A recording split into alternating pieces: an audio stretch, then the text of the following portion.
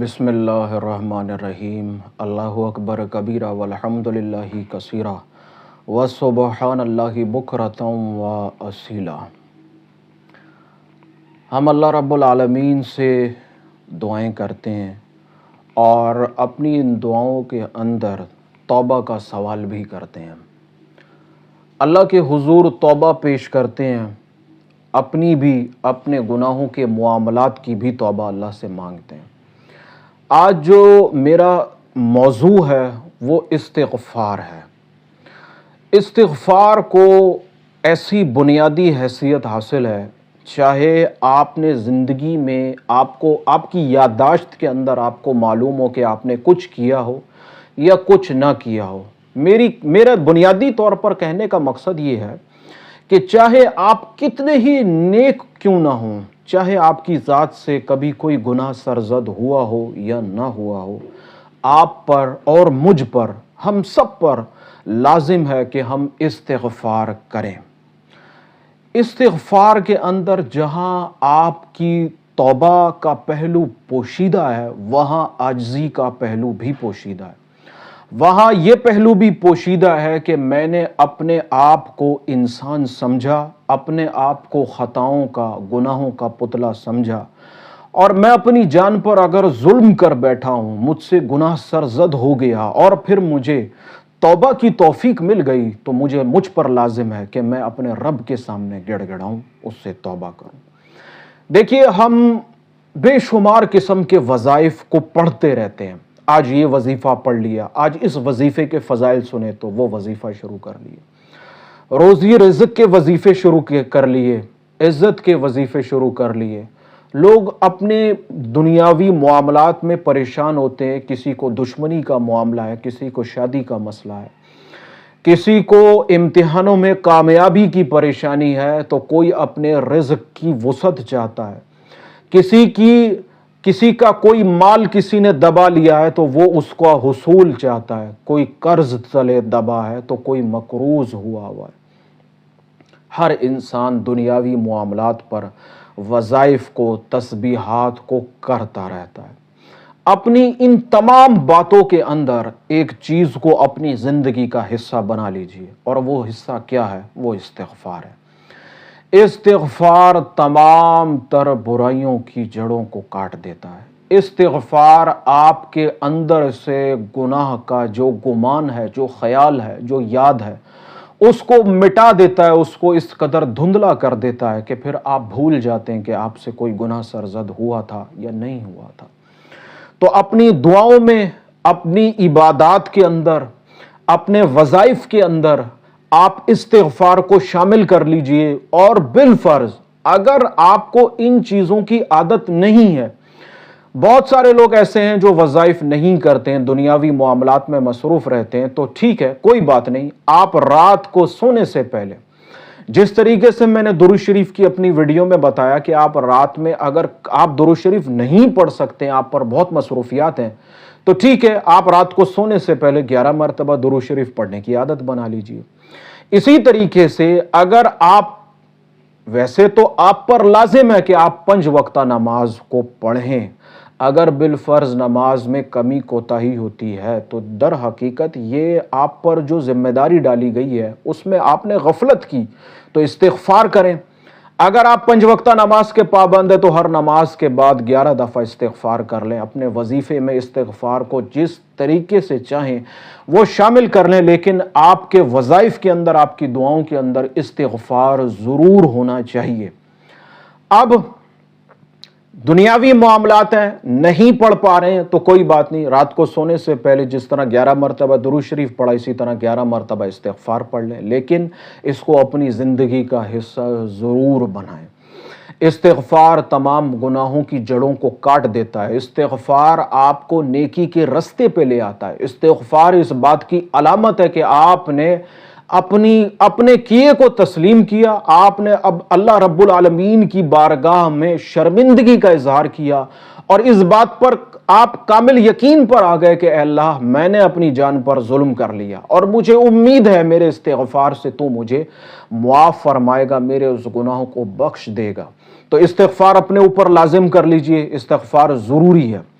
اب یہاں ایک معاملہ جو اکثر بیشتر پیش آتا ہے کہ جی میں استغفار تو کرتا ہوں، میں استغفار پڑھ رہا ہوں، لیکن استغفار سے میرے گناہوں کے اندر، میرے معاملات کے اندر کوئی تبدیلی پیدا نہیں ہو رہی ہے، تو میں کہاں غلطی کر رہا ہوں، میں کہاں کوتاہی کر رہا ہوں، کہ آیا میرا پڑھنا جو میں استغفار کو پڑھ رہا ہوں، اس سے میری ذات کے اندر کیوں فائدہ نہیں پہنچ رہا ہے؟ دیکھیے، بنیادی چیز کو سمجھنے کی ضرورت ہے۔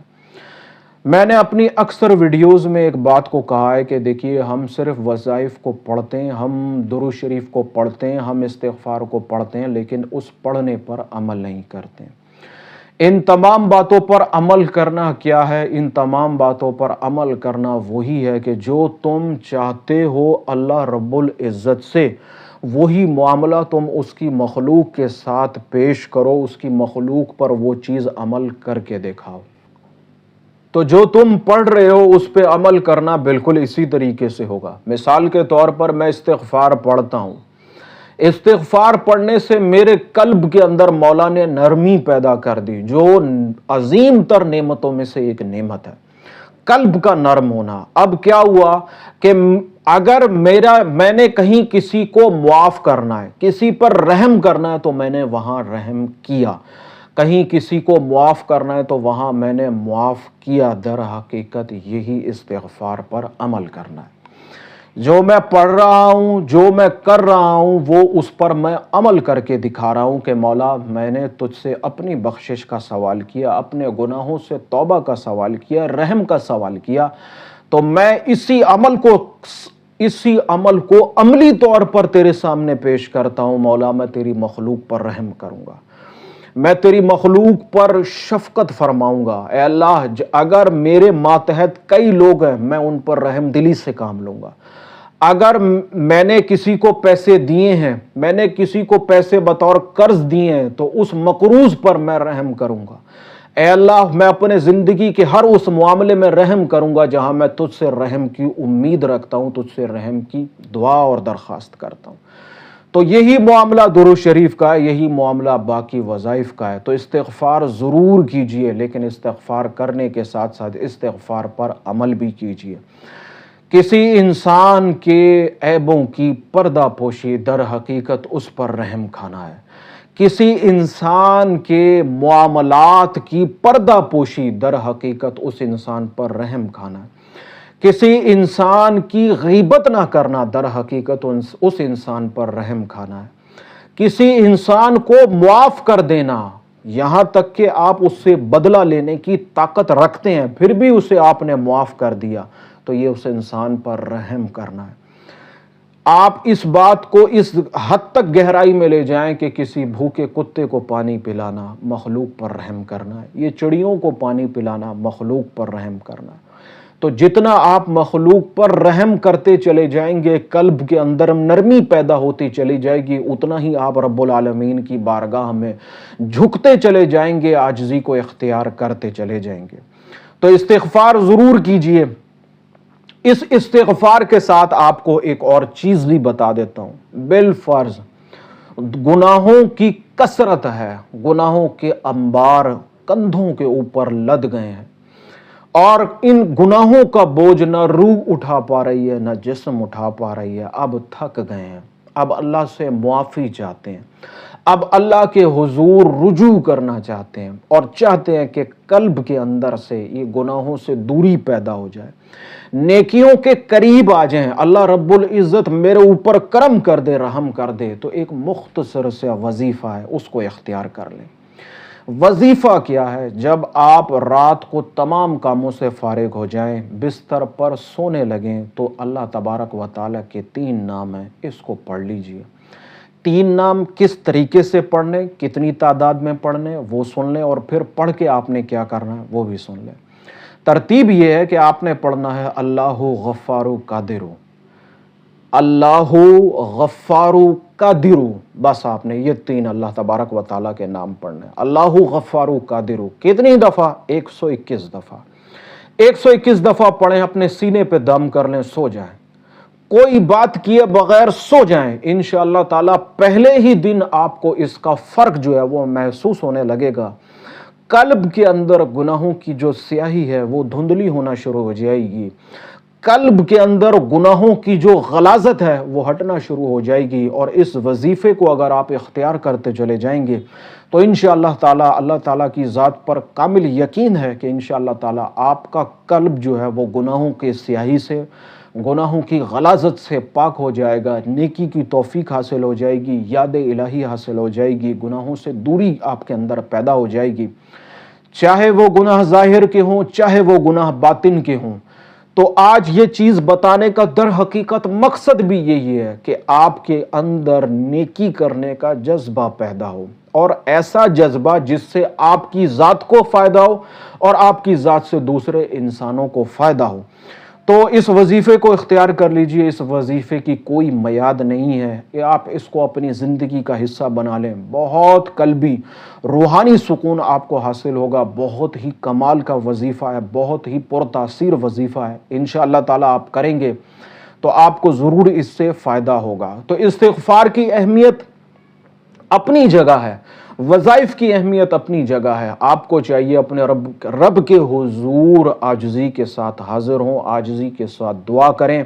استغفار کی جو نعمتیں ہیں، استغفار کی جو برکات ہیں، وہ بیان کرنا بہت مشکل کام ہے۔ آپ اللہ کے حضور ایک دفعہ حاضر تو ہوں، لجاہ قلبی کے ساتھ آپ اس کی بارگاہ میں گڑ گڑائیں تو صحیح، آنکھ سے بہتا ایک آنسو آپ کے اوپر صغیرہ کبیرہ تمام گناہوں سے بخشش کا پروانہ لے آئے گا۔ اللہ رب العالمین آپ پر رحم فرما دیں گے، بشرط ہے کہ آپ عاجزی کے ساتھ اس کی بارگاہ میں حاضر ہو جائیں۔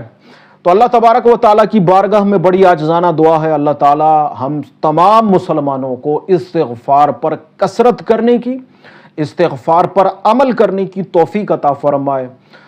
جس طریقے سے ہم اللہ رب العالمین کی بارگاہ میں اپنی توبہ کا، اپنے اوپر رحم کرنے کی طرف رجوع کرتے ہیں، اللہ تعالیٰ ہمیں بھی دوسروں پر رحم کرنے کی توفیق عطا فرمائے۔